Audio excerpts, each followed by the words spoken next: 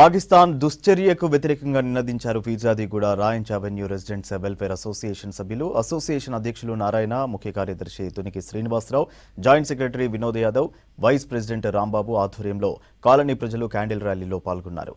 కాల్పుల్లో మరణించిన వారికి ఆత్మశాంతి కలగాలని కొవ్వొత్తులు వెలిగించి శ్రద్ధాంజలి ఘటించారు. పాక్కు వ్యతిరేకంగా నినాదాలు చేశారు.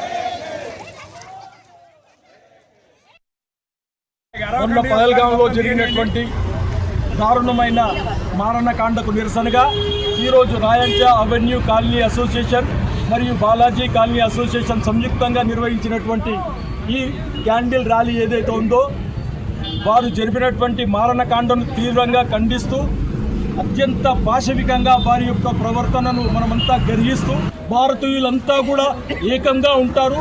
ఏ క్షణంలో కూడా ఎవరు కూడా అలాంటి భ్రమలు పెట్టుకోవద్దు. భారతీయులను విడదీస్తాము, మతాల వారీగా వారిని విచ్ఛిన్నం చేద్దాము అనే ఒక కుట్రలో భాగంగా నిన్న హిందువులను సెపరేట్ చేసి ముస్లింలను సపరేట్ చేసి ఏదైతే మారణకాండ చేశారో వాళ్ళు పంపించాల్సిన అనుకున్న సందేశం ఏంటంటే ఇలాగా చేస్తే ఆ దేశం అల్లకల్లోలం అవుతుంది, హిందువులంతా కూడా ముస్లింల పైన తిరుగుబడతారు, దేశం అల్లకల్లోలం అవుతుందని వాళ్ళు భావించారు. దానిలో కుట్రలో భాగంగానే మొన్నటి రోజు జరిగినటువంటి ఆ మారణకాండ. ఎప్పటికీ పాకిస్తాన్ ఒకటి గుర్తుంచుకోవాలి, భారతీయులంతా ఒక్కటే, భారతదేశం అంతా ఒక్కటే, అందరం కూడా అన్నదమ్ముల్లా కలిసి ఉంటాము. మతాలు వేరైనా కూడా మా భావాలు, మా మనోభావాలు